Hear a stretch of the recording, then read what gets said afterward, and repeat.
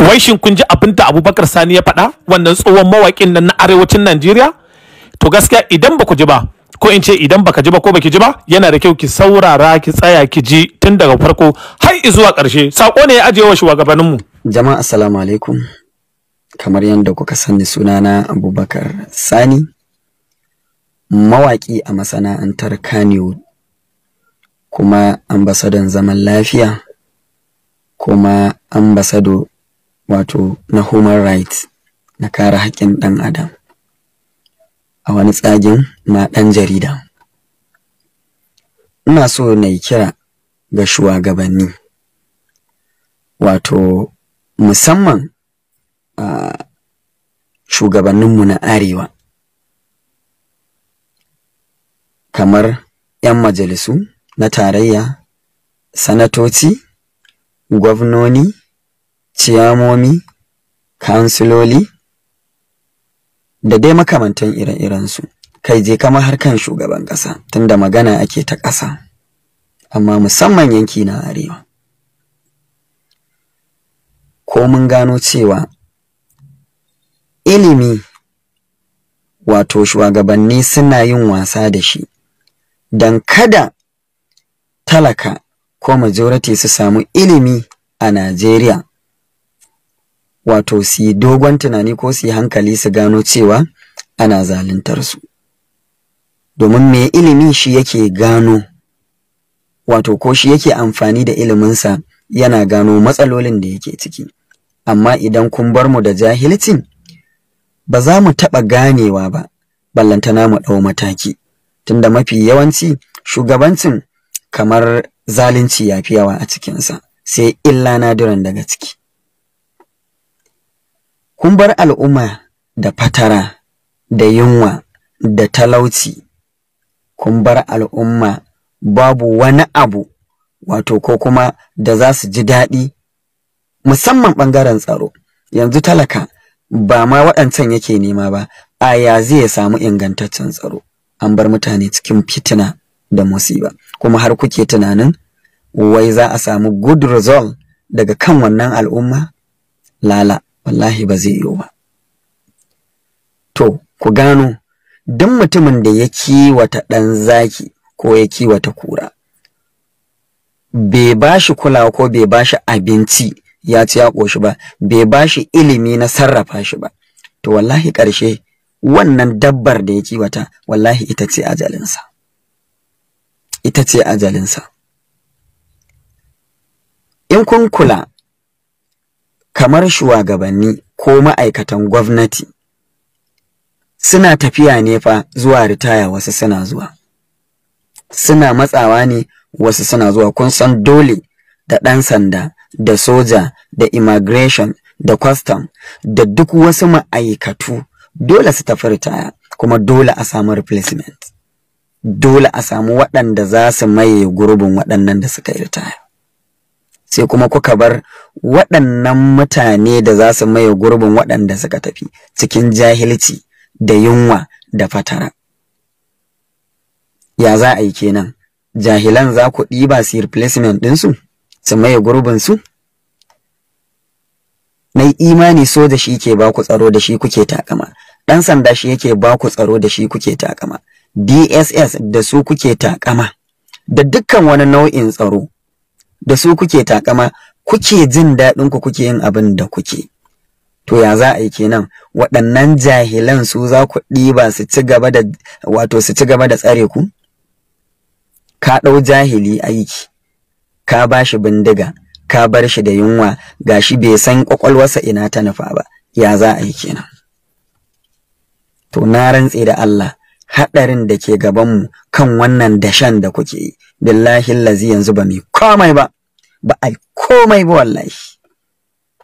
Bahaushe yana cewa tsuntsun da ya jawo ruwa, shi ruwa ke wa duka. Wallahi wallahi wannan abin da kuke yi da sunan jin daɗin ku, billahi lazi kuna saka ƴaƴanku ne da kuke buƙatar su gaje mu, wanda kun kwashe su kun kai su ƙasashen waje suna karatu, kun tanadar musu ofofi wanda takardun kama aiki, wanda kafin su gama karatun kun tanadar musu mu su gaje mu daga gare ku. To kun hada su ne da fitina, kun saka su cikin rigima sakamakon waɗanda za ku ɗiba su taya su aikin duk jahilai ne, da haka kun saka su cikin fitina da rigima. In ba ku mutu ba tsufanku na nan za ku ga abin da ba kwa san gani a lokacin tsufanku, lokacin da zaman ƙasashen waje ba zai muku daɗi ba, so kuke ku zo ku rayu gaban 'ya'yanku wanda su ne watakila za su zama shugabanninmu a nan gaba, domin haka kuka tanadar musu ku yi tsufa cikin rashin jin daɗi. 'Ya'yan naku da kuka ba su gata duk su gudu su bar ku da mu jahilan, sai a yi yaya. Wallahi ku dawo da hankalinku jikinku. Wannan fa abin da kuke fa wallahi ba mafita ba ce ba. Mu shawara ce tamu. Allah ya taimake mu, iyayenmu sun ba mu ilimin addini, mun dan tsinci na bokon daidai gwargwado, duk ayan da kuka zo mu za mu iya rayuwa. A'a, waɗanda kuka bari a cikin jahilci, a kansu nake magana. Ka hau social media kaga al'ummarmu, kai daga gani yanda ake tafi da rayuwa, kai ka san jahilci yayi katutu a zukatan matasa. Babu ilimi. Kai a Najeriya ne fa zaka ga malamin makarantar boko na gwamnati ya ɗau ɗansa ya kai makarantar kuɗi, shi da kansa bai gamsu da abin da yake koya 'ya'yan mutane ba, kuma kar ka ga laifinsa. Inda yake aikin ne ba inganta gurin ba a wadatar da shi da albashi ba a wadatar da shi da kayan karatu ba a wadatar da shi da aji ba, babu kayan zama, babu kayan karatu, babu littattafai, ba din ta yawa, ilimin babu shi ingantacce.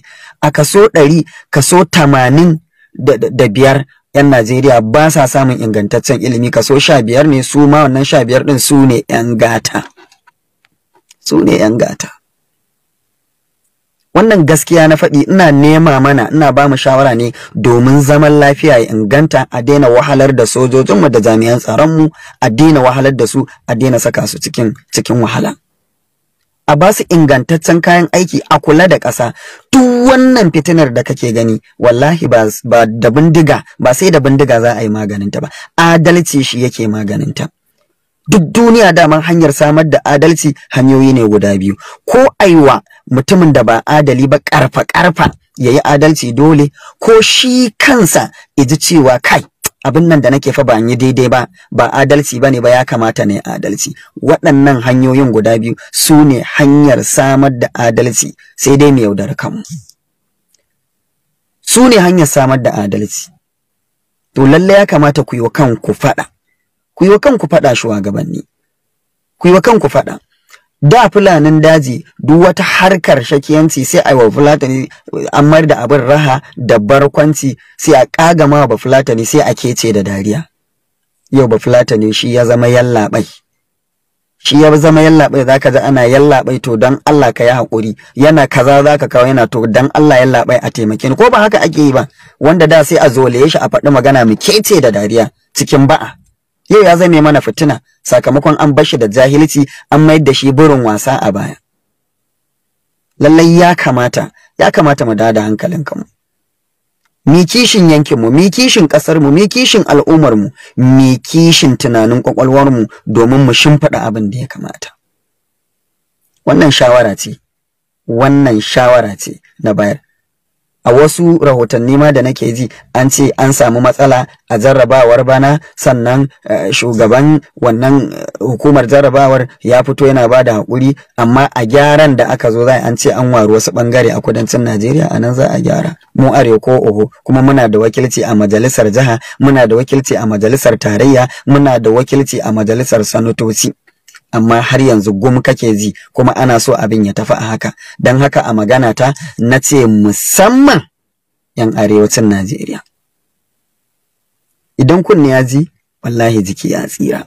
Wasu za su dinga yi mana kallo a bebe, amma mu mun san me muke faɗi. Wallahi ne mana fatan alkhairi. Allah ka tsare mu, ka tsare ƙasar mu, ka tsare shugabanninmu, ka ba su ikon aiwatar da adalci a kanmu don mu gudu tare mu tsira tare. Jama'a wassalamu. Idan ka ji daɗin wannan bidiyon kai mana shi ɗin shi, sannan kai ma kana da dama da ra'ayi da zaka rubuta ra'ayinka a ƙasan comment. Don haka Allah ya ba mu sa'a, Allah ya kawo mana zaman lafiya a ƙasar mu ta ta Najeriya, musamman arewacin Najeriya. Jama'a Allah ubangiji ya tsare mana imanin mu.